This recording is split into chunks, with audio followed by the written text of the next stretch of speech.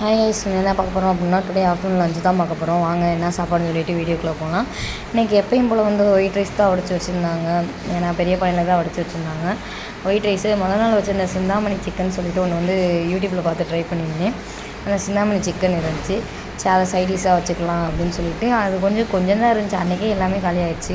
சைடிஷாக வச்சுக்கலாம்னு சொல்லிட்டு இருந்தோம். அதுக்கப்புறம் குழம்பு என்ன வைக்கன்னு சொல்லிட்டு யோசிச்சுட்டு இருக்கும்போது தான் கருவாடு இருந்துச்சு, வெள்ளைப்பூடு இருந்துச்சு. வெள்ளைப்பூடும் கருவாடும் போட்டு புளிக்குழம்பா வச்சுருவோம், கருவாட்டு குழம்பா வச்சுருவோம் அப்படின்னு சொல்லிட்டு வெள்ளைப்பூடு கருவாடு எல்லாம் போட்டு கருவாட்டு புளிக்குழம்பா வச்சாச்சு.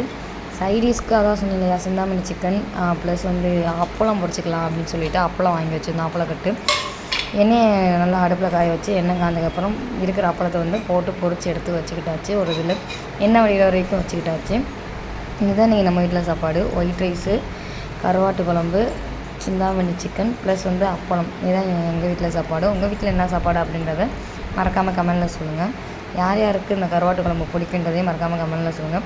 ஓகே பாய், நெக்ஸ்ட் வீடியோவில் பார்க்கலாம். சிந்தாமணி சிக்கன் எப்படி செய்யணுன்ற வீடியோ கண்டிப்பாக நான் அடுத்த வீடியோவில் அப்லோட் பண்ணுறேன். இது ரொம்ப ஈஸி தான். அடுத்த வீடியோவில் கண்டிப்பாக சொல்கிறேன். சரி, ஓகே பாய்.